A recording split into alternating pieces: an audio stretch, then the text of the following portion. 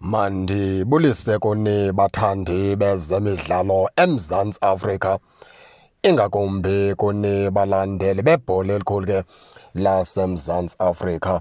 Ndizawufuna ke sithethe ngoBatman baphulaphule ngendlela aperforma ngayo kwezi matches zokuqala apha kule season, nangendlela umfana omncinci azinikezele ngayo kwiqela leKaizer Chiefs. Phambi kokubana ke sinabe ngento kaBatman, ndinemibuzo endinayo and engenampendulo, into yokubana abanye aba bagxekana noBatman bangayiboni imisebenzi yakhe, abafana noJunior Khanye, abagxekayo abathi ayo player bekumele uba mhlawumbi eKaizer Chiefs singarelaya kuyo. Okokuqala nje baphulaphula into emele siyithethe apha, uBatman kwisizini ephelileyo kangalinikeza ithuba. Abantu abaninzi bekudala belambile benqanele ukubona uluka kaBatman enikezwa ithuba yiKaizer Chiefs.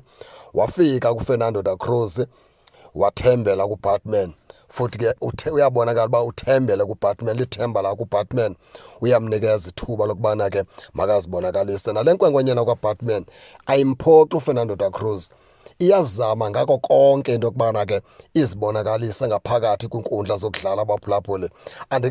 Andikaboni mpazamo phaa kuluka kaBatman.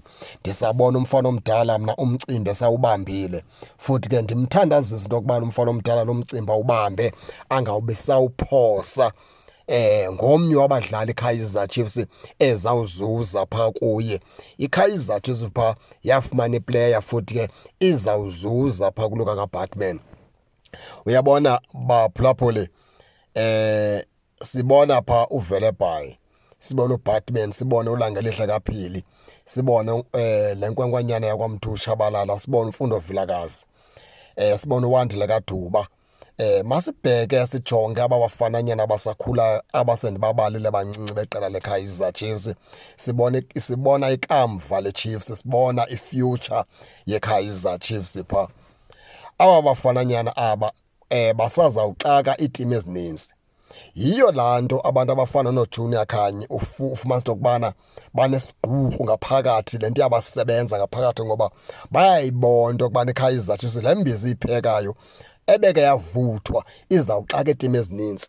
Yiyo laa nto ngoku ayenza iinzame zokubana makabatheze amandla ngokuthetha kakubi ngabo, makabatheze amandla ngokusoloko ebagxeka ukwenza into yokubana bathezeke amandla.